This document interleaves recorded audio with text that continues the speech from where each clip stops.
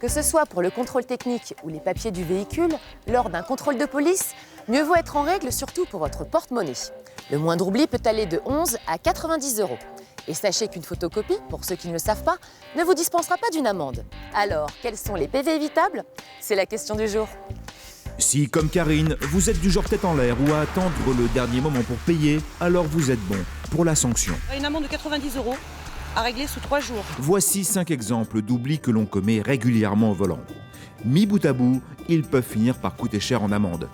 Voici donc la marche à suivre si vous voulez faire des économies. Bonjour. Bonjour. Contrôle de police, vous pouvez me présenter votre permis de conduire, la carte grise et l'attestation d'assurance du véhicule, s'il vous plaît? Oubli numéro 1, les papiers du véhicule. L'automobiliste doit présenter l'original de la carte grise et du permis de conduire.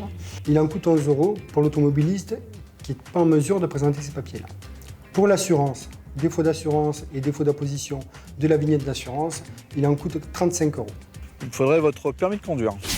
En fait, je l'ai oublié dans un autre sac. Du coup, j'ai la photocopie. La photocopie ne permet pas aux policiers de vérifier la validité du permis de conduire. Voilà, rien ne me prouve que vous êtes toujours titulaire de votre permis de conduire. Vous pouvez très bien ne plus avoir de points et me présenter une photocopie. D'accord? Et si je le présente à un commissariat? Il y a encore des années, on pouvait présenter plus tard ces papiers et on ne payait pas d'amende, on était exonéré de l'amende. Aujourd'hui, non seulement vous devez présenter vos papiers et vous les présenterez plus tard, mais de toute façon, vous aurez une amende et vous paierez, vous passerez au tiroir caisse. Je vais vous demander une signature comme quoi vous n'avez pas votre permis de conduire sur vous et vous aurez 5 jours pour le présenter. Si vous ne le faites pas dans les 5 jours, c'est 90 €. Et si vous n'avez pas effectué votre changement d'adresse sur votre carte grise, par exemple, c'est 90 € également. Oubli numéro 2, le contrôle technique. Mais tout d'abord, la règle. Vous devez, pour un véhicule neuf, après 4 ans, faire un premier contrôle technique. Vous devez tous les 2 ans, pour un véhicule d'occasion, effectuer votre contrôle technique avant le dernier jour de la vignette, puisque la vignette de contrôle technique est apposée sur votre pare-brise et figure aussi sur votre carte grise. Un défaut de contrôle technique, c'est également 90 € d'amende. Et vous avez un délai de 7 jours maximum pour l'effectuer. Oubli numéro 3, les accessoires obligatoires. Vous pouvez me présenter le triangle et le gilet réfléchissant obligatoire? Normalement, je l'ai mis dans le coffre. Ah bah voilà, il est là. Voilà, j'ai le...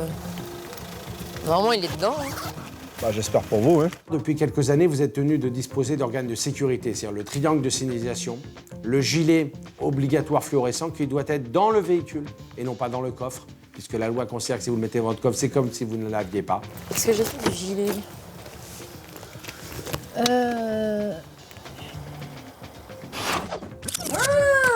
sapin de Noël? Ouais? Et toi, t'en quoi? La côte de la route. Allez, hein.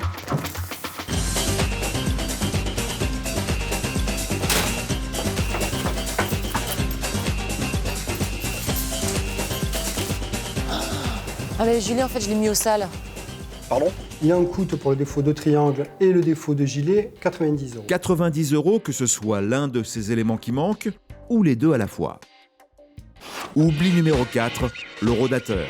La plupart n'autorisent qu'un stationnement limité à 2 heures maxi au prix moyen de 4 € en ville.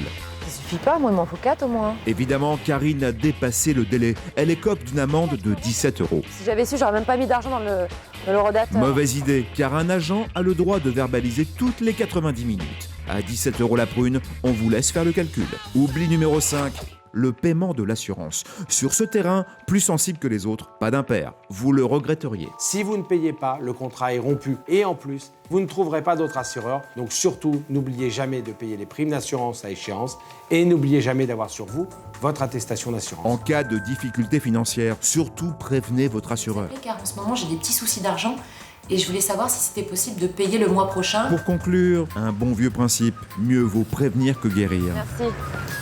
Ça coûte toujours moins cher.